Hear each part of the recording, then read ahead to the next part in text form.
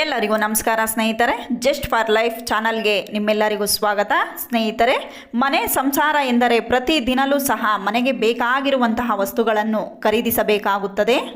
ನಾವು ಪೂಜೆ ಮಾಡುವಂತಹ ಶುಕ್ರವಾರ ದಿನದಂದು ಈ ವಸ್ತುಗಳನ್ನು ಖರೀದಿಸಬಹುದಾ ಎಂದು ಈ ವಿಡಿಯೋದಲ್ಲಿ ನೋಡೋಣ.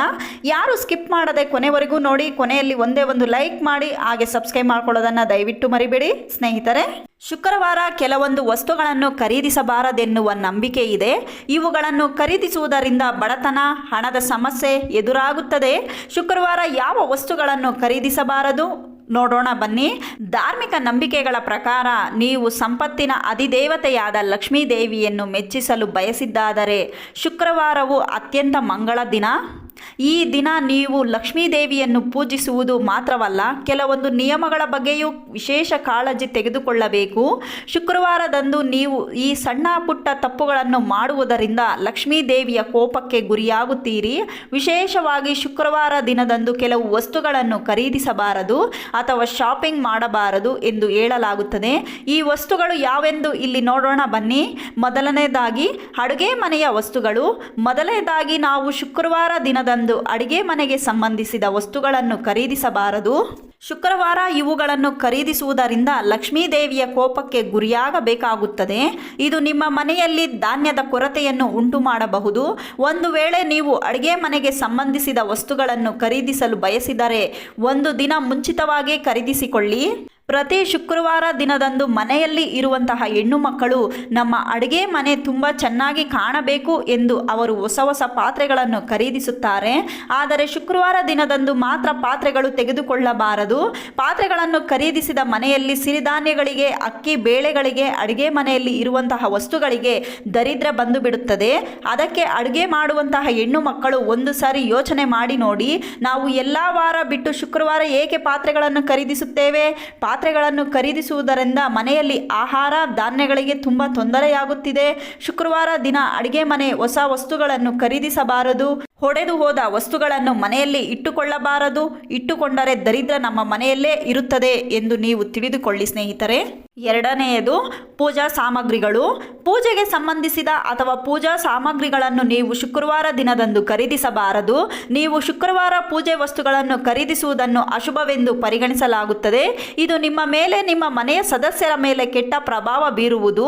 ಈ ಕಾರಣಕ್ಕಾಗಿ ನೀವು ಶುಕ್ರವಾರ ದಿನದಂದು ತಪ್ಪಿಯೂ ಪೂಜೆ ಸಾಮಗ್ರಿಗಳನ್ನು ಖರೀದಿಸದಿರಿ. ನಾವು ಶುಕ್ರವಾರ ದಿನದಂದು ಪೂಜೆಗಳನ್ನು ಮಾಡುತ್ತೇವೆ ಎಂದು ತಿಳಿದ ತಕ್ಷಣ ರಾತ್ರಿಯೇ ಸಾಮಗ್ರಿಗಳನ್ನು ತೆಗೆದುಕೊಳ್ಳಬೇಕು. ಇಲ್ಲಂದರೆ ನಮ್ಮ ಮನೆಯ ಸದಸ್ಯರಿಗೆ ಒಳಿತು ಉಂಟಾಗದು. ಮೂರನೆಯದಾಗಿ ಸಾಲ ನೀಡದಿರಿ. ಶುಕ್ರವಾರ ದಿನದಂದು ನೀವು ಯಾರಿಗೂ ಸಾಲವಾಗಿ ಹಣವನ್ನು ನೀಡಬಾರದು ಅಥವಾ ಯಾರಿಂದಲೂ ಹಣವನ್ನು ಸಾಲವಾಗಿ ತೆಗೆದುಕೊಳ್ಳಬಾರದು. ಯಾರಿಂದಲಾದರೂ ನೀವು ಈ ದಿನ ಹಣವನ್ನು ಸಾಲವಾಗಿ ಪಡೆದುಕೊಂಡರೆ ಭವಿಷ್ಯದಲ್ಲಿ ಬಡತನವನ್ನು ಅಥವಾ ಹಣದ ಸಮಸ್ಯೆಗಳನ್ನು ಎದುರಿಸಬೇಕಾಗುತ್ತದೆ.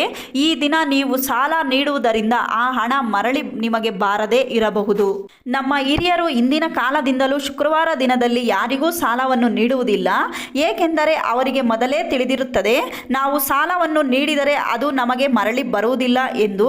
ನಮ್ಮ ಕೈಯಿಂದ ಸಾಲವನ್ನು ನೀಡಿದರೆ ಶುಕ್ರವಾರ ದಿನ ಲಕ್ಷ್ಮಿಗೆ ಕೋಪ ಬಂದು ನಮ್ಮಲ್ಲಿ ಇರುವಂತಹ ಹಣ, ಒಡವೆ ಎಲ್ಲವೂ ಸಾಲ ರೂಪದಲ್ಲಿ ಆಗುತ್ತದೆ.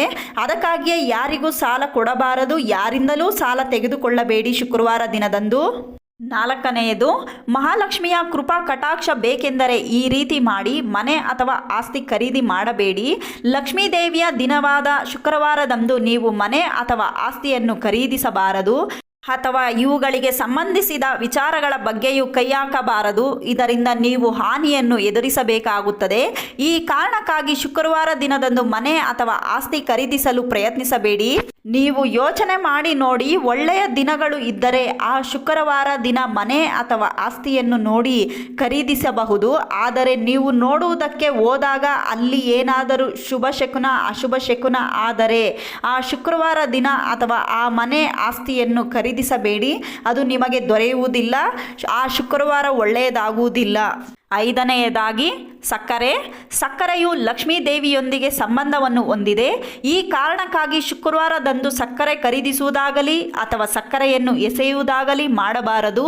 ನೀವು ಶುಕ್ರವಾರ ಸಕ್ಕರೆಯನ್ನು ಖರೀದಿಸುವುದರಿಂದ ಧನ ಧಾನ್ಯದ ಕೊರತೆಯನ್ನು ಅಥವಾ ಸಮಸ್ಯೆಯನ್ನು ಎದುರಿಸಬೇಕಾಗುತ್ತದೆ. ಸಕ್ಕರೆಯೂ ಸಹ ನಿಮ್ಮನ್ನು ಲಕ್ಷ್ಮೀ ದೇವಿಯ ಅನುಗ್ರಹದಿಂದ ವಂಚಿತರನ್ನಾಗಿ ಮಾಡುತ್ತದೆ. ಈ 5 ವಸ್ತುಗಳು ನೀವು ಖರೀದಿಸಿದರೆ ನೀವು ಲಕ್ಷ್ಮಿಯ ಕೋಪಕ್ಕೆ ಒಳಗಾಗುತ್ತೀರಿ. ಇದೆಲ್ಲವನ್ನು ಮಾಡಿ ನೋಡಿ, ಆಗ ನಿಮಗೂ ಅರ್ಥವಾಗುವುದು. ಸ್ನೇಹಿತರೆ, ಈ ವಿಡಿಯೋ ನಿಮಗೆ ಇಷ್ಟ ಆದರೆ ಕಮೆಂಟ್ ಮಾಡಿ, ಶೇರ್ ಮಾಡಿ, ಹಾಗೆ ಸಬ್ಸ್ಕ್ರೈಬ್ ಮಾಡ್ಕೊಳ್ಳೋದನ್ನು ದಯವಿಟ್ಟು ಮರಿಬೇಡಿ. ನಮಗೆ ಇನ್ನಷ್ಟು ವಿಡಿಯೋ ಹಾಕುವುದಕ್ಕೆ ದಯವಿಟ್ಟು ಸಪೋರ್ಟ್ ಮಾಡಿ. ಇಲ್ಲಿವರೆಗೂ ವಿಡಿಯೋ ಕೇಳಿದ್ದಕ್ಕೆ ನೋಡಿದ್ದಕ್ಕೆ ಧನ್ಯವಾದಗಳು ಸ್ನೇಹಿತರೆ. Thank you so much.